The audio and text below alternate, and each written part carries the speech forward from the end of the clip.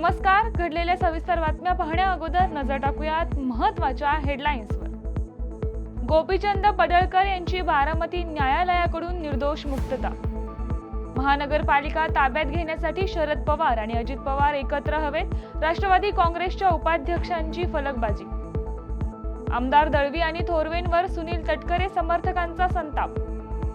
आणि सुनील तटकरेंवर टीका केल्याशिवाय थोरवेंचं दुकान चालत नाही. राष्ट्रवादी नेते सुधाकर घारे यांची जोरदार टीका.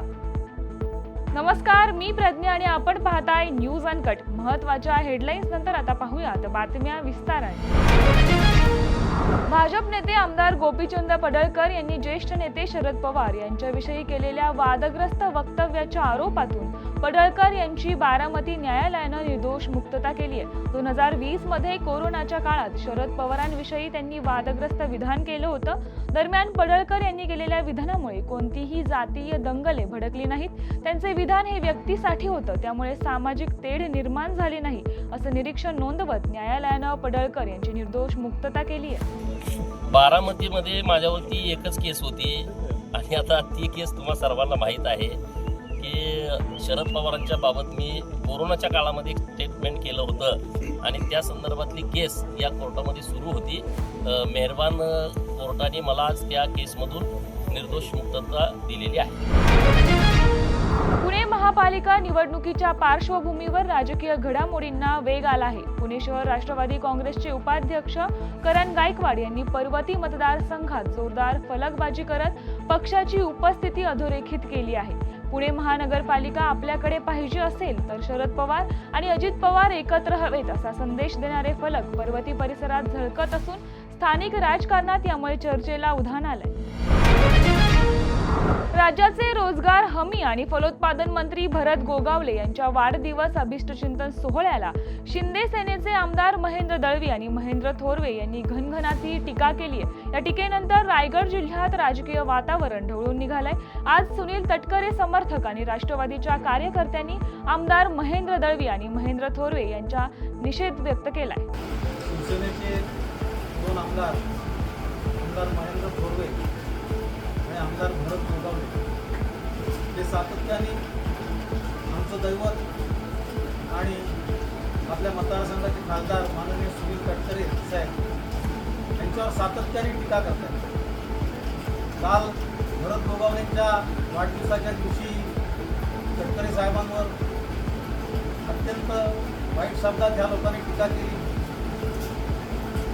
आणि अतिशय चांगलं काम या मतदारसंघामध्ये साहेबांचं किंवा माननीय मंत्री महोदया आदित्यताई तटकरे यांचं असताना राष्ट्रवादी काँग्रेसचे सर्व कार्यकर्ते आम्ही या दोन्ही आमदारांचा जाहीर निषेध आजच्या पत्रकार परिषदेत करत आहोत.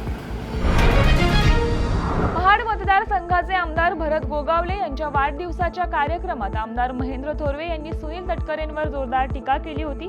त्या टीकेला कर्जत खालापूर मधील राष्ट्रवादी काँग्रेसचे नेते सुधाकर घारे यांनी जोरदार प्रत्युत्तर दिले. राष्ट्रवादीचे प्रदेशाध्यक्ष सुनील तटकरे यांच्यावर टीका केल्याशिवाय आमदार महेंद्र थोरवेंचं दुकान चालत नाही. 2029ला तटकरेंना पाडण्यापेक्षा तुम्ही राजीनामा देऊन आमच्या विरोधात पुन्हा निवडणूक लढवा, मग कळेल कोण आमदार होणार आहे आणि कोण माजी होते, असा जोरदार टोला त्यांनी लगावलाय.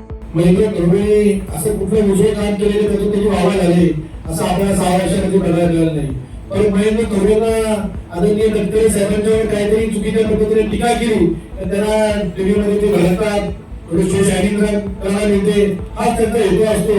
आपल्याला माहिती आम्ही काही समजत होते. आम्ही तरी आमच्या भारतामध्ये सांगितलं तर आम्ही राष्ट्रवादी काँग्रेस पार्टीच्या विरुद्ध स्थानिक स्वराज्य निवडणूक लढवणार आहेत. तो स्वतःच भारतीय जनता पार्टीच्या जोर 2 वेळा आमदार झालेत, परंतु त्यांनी एकदा प्रयत्न करावा आणि वेगवेगळे पक्ष भारतीय जनता पार्टी असेल, शिंदे गट असेल, राष्ट्रवादी असेल यांनी एकदा स्थानिक स्वराज्य संस्थेच्या निवडणुका वेगवेगळ्या पद्धतीने निवडून लढून दाखवल्या. पण त्याला त्यांच्या पक्षाची ताकद करेल भारतीय जनता पार्टीचे जोर ते 2 वेळा आमदार झाले या ठिकाणी आपण सांगू इच्छितो. जागतिक ब्रोकरेज फर्म नोमुराच्या अहवालानुसार रिझर्व्ह बँक ऑफ इंडिया 2025च्या अखेरीस रेपो रेट 6% वरून 5% म्हणजेच 100 बेसिस पॉइंट्सनं कमी करण्याची शक्यता आहे. सकल देशांतर्गत उत्पादन म्हणजेच GDP वाढीचा दर आणि महागाई RBIच्या अपेक्षेपेक्षा कमी राहिल्यामुळे RBI रेट कमी करू शकतं, असं नॉम्युरा या संस्थेनं म्हटलंय. यासह बुलेटिनमध्ये घेऊयात एक छोटीशी विश्रांती. पाहत रहा न्यूज अनकट. चला करूया माणुसकीचा हा नाट्य जागर. चला करूया जागर स्वतःमध्ये आणि सगळ्यांमध्ये माणूस शोधण्याचा. चला जागराला जागराला या हो, जागराला या हो, जागराला या तुम्ही, जागराला या माणुसकीच्या जागराला या हो, जागराला या तुम्ही, जागराला या. थिएटर ऑफ रिलेव्हन्सच्या कलाकारांचा हा नाट्य जागर येतो लवकरच आपल्या भेटीला न्यूज अनकटवर.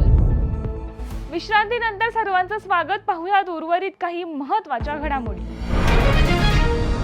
नीलमताई, आपण राज्य महिला आयोगाच्या अक्षम्य बेजबाबदारपणा झाकण्यासाठी तर ही बैठक बोलावली नाही ना?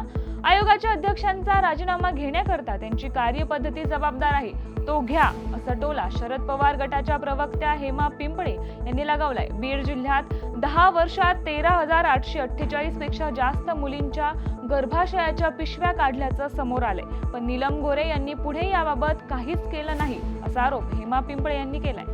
राज्य महिला आयोगाची कार्यपद्धती, बेजबाबदारपणा आणि निष्क्रियता याच्या अनुषंगाने डॉक्टर नीलम गोरे यांच्या अध्यक्षतेखाली आज विधानभवनात बैठक असल्याचे आम्हाला समाज माध्यमांसमोरून समजले. वास्तविक पाहता डॉक्टर नीलम गोरे यांना मला आठवण करून द्यायची आहे की बीड जिल्ह्यामध्ये 2019 साली एका चौकशी समितीच्या अहवालानुसार जवळजवळ 13,841 गर्भपिशव्या बीड जिल्ह्यात महिलांच्या अगदी 20 वर्षाखालील मुलींच्या सुद्धा गर्भपिशव्या काढल्याचे निदर्शनास आलं. त्यानंतर तातडीने नीलम गोरे यांच्या अध्यक्षतेखाली एक 7 सदस्यीय समिती स्थापन करण्यात आली आणि त्यांनी काही SOPs घालून दिल्या. बीडमध्ये बैठक घेऊन जिल्हा शल्य चिकित्सकाला काही शिफारसी केल्या आणि जिल्हा शल्य चिकित्सकाची परवानगी घेतल्याशिवाय गर्भपिशवी काढली जाणार नाही, अशा प्रकारच्या SOPs आणि निर्बंध घालून दिले. परंतु आजही बीड जिल्ह्यामध्ये ऊसतोड कामगार म्हणजे 83,000च्या वर ज्या महिला कोयत्यामध्ये सामील होतात आणि ऊस तोडायला बाहेर राज्यामध्ये जातात, त्यामध्ये महिलांच्या पिशव्या काढण्याचं प्रमाण जास्त आहे.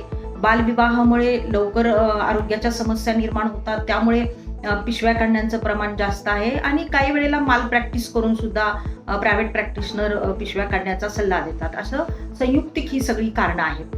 परंतु ऊसतोड महिला कामगारांसाठी ज्या काही शासनाच्या सुविधा आहेत त्याची प्रॉपर अंमलबजावणी होते का, SOPचं पालन होतं का, जिल्हा शल्य चिकित्सक ची परवानगी घेतली जाते का, तर हे सगळं पाहणं आणि त्याचं मॉनिटरिंग करणं मला वाटतं अध्यक्षांचं काम होतं. परंतु डॉक्टर नीलम गोरे यांनी एक बैठक घेतली, त्यानंतर काय 140 पानाचा का 90 पानाचा अहवाल दिला शासनाला आणि त्याच्यानंतर त्यांनी कुठलीही ऍक्टिव्हिटी या संदर्भाने केली नाही. मयत सरपंच संतोष देशमुख हत्या व खंडणी प्रकरणी बीड येथील मकोका न्यायालयात सुनावणी झाली. यात सरकारी पक्षाच्या वतीनं विशेष सरकारी वकील उज्ज्वल निकम यांनी सुरुवातीस या घटनेतील मुख्य आरोपी वाल्मिक कराडची चल अचल संपत्ती जप्त करावी अशी मागणी करून सर्व आरोपींविरुद्ध आरोप निश्चित करावं असं म्हणणं मांडलंय. त्याचबरोबर मुख्य आरोपीच्या वतीनं लावण्यात आलेल्या मकोका कलमासह हरकत घेऊन त्या संदर्भात आधी त्यावर सुनावणी व्हावी अशी मागणी करण्यात आल्याची माहिती उज्ज्वल निकम यांनी दिली आहे. आरोपी वाल्मिक कराड याची सर्व स्थावर मिळकत चल आणि अचल हा जप्तीचा जो आम्ही सरकारतर्फे अर्ज दिला होता त्याला आज वाल्मिक कराडने न्यायालयात वकिलांच्या मार्फत उत्तर दिलेलं आहे. त्या अर्जाची चौकशी 17 तारखेला होईल आणि त्या अर्जावर त्याचा युक्तिवाद माझे सहकारी ॲडव्होकेट कोल्हे हे करतील. तसेच या खटल्यामध्ये मोकाकाखाली मला दोषमुक्त करावे असा जो वाल्मिक कराडचा अर्ज होता त्यावर आम्ही कोर्टाला न्यायालयाला असं प्रस्तावित केलं की आपण याला दोषमुक्त करावं किंवा त्याच्यावरती आरोप निश्चित करावे आणि त्याप्रमाणे असा आम्ही जो निर्णय घ्यायचा आहे तो एकत्रित सुनावणीत घेण्यात यावा. अर्थात त्यावरती न्यायालयाने आणि अर्थात बचाव पक्षांच्या वकिलांची हरकत असल्यामुळे बचाव पक्षांच्या तर्फे असं सांगण्यात आलं की प्रथम दोषमुक्तीतून त्याला मोकाखातून त्याला मुक्त करावं, या अर्जावरती चौकशी व्हावी, त्याला आम्ही हरकत नाही असं म्हटलं. आणि म्हणून आता वाल्मिक करारला मोकाच्या तरतुदी लागू होतात किंवा कसं यावरचा 17 तारखेनंतर युक्तिवाद.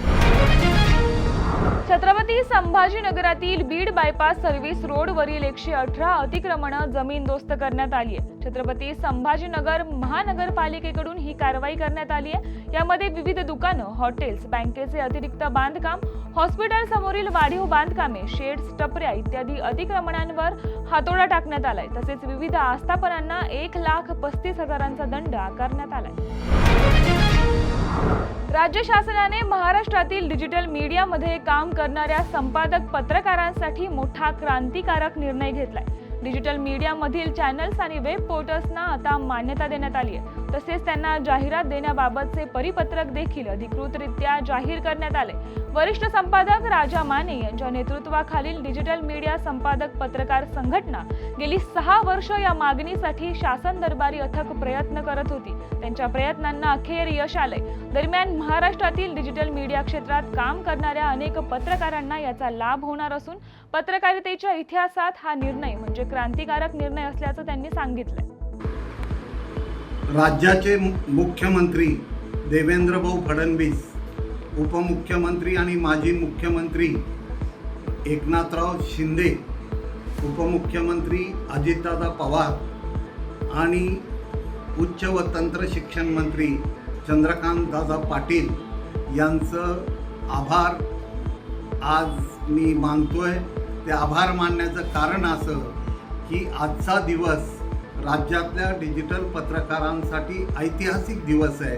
कारण राज्य शासनानं राज्यातल्या डिजिटल मीडियाला जाहिराती देण्यासंदर्भातली मार्गदर्शक सूचना जारी केलेली आहे की ज्या माध्यमातून राज्यातल्या डिजिटल मीडियाला राजमान्यता मिळते आणि या राजमान्यतेला निश्चितच समाजाकडून आणि डिजिटल पत्रकारांकडून चांगल्या पद्धतीनं त्याचं स्वागत होणार याबद्दल शंकाच नाही.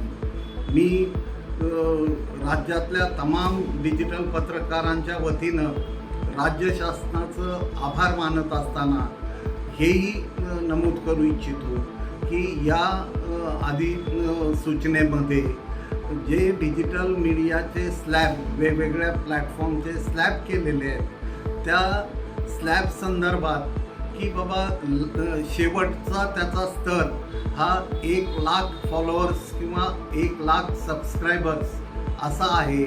तर हरकत नाही, सुरुवात झालेली आहे आणि या सुरुवातीलाच अधिक महत्त्व आहे.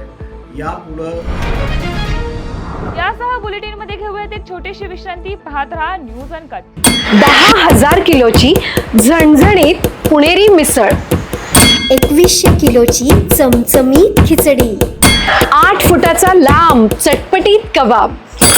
मस्त खा आणि स्वस्त रहा असे म्हणणारे भारतीय खाद्य संस्कृतीचे शिल्पकार जगप्रसिद्ध शेफ श्री विष्णू मनोहरजी लवकरच आपल्या भेटीला येत आहेत अनकट स्पेशल या सत्रात. विश्रांतीनंतर सर्वांचं स्वागत. पाहुयात उर्वरित काही महत्त्वाच्या घडामोडी. पुण्याच्या कोंढवा बुद्रुक येथील अशरफ नगर परिसरातील महावीर डिलाईट सोसायटी मागील 1 वर्षांपासून अघोषित कचरा आता डेपोमध्ये रूपांतरित झालाय.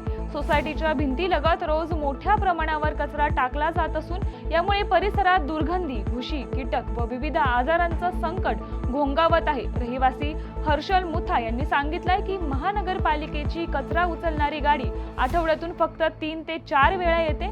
लोक इथे रोज कचरा टाकतात, त्यामुळे संपूर्ण सोसायटीत घाण आणि अस्वच्छतेचं साम्राज्य पसरले असं येथील रहिवाशांचं म्हणणं आहे.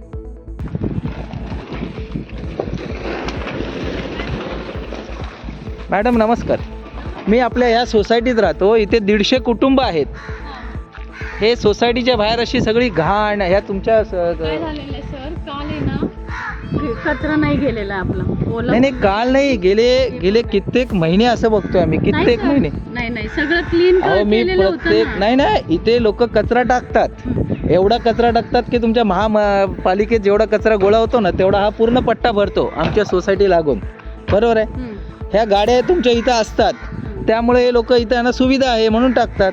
नाही तसं नाही सर, गाड्या काल- पासून इथं कचराच पडतोय, बरोबर आहे. आता हा जो कचरा आहे ना, काल गाड्या नव्हत्या, काल सोमवारचा डबा. काल मी तो तुमचे कारागीर होते, गाड्या होते. मी कालचा व्हिडिओ दाखवू का तुम्हाला? दाखव ना सर, काल दाखव, गाड्याच 2 मिनिटं नव्हत्या तुम्हाला इथं. कालचं.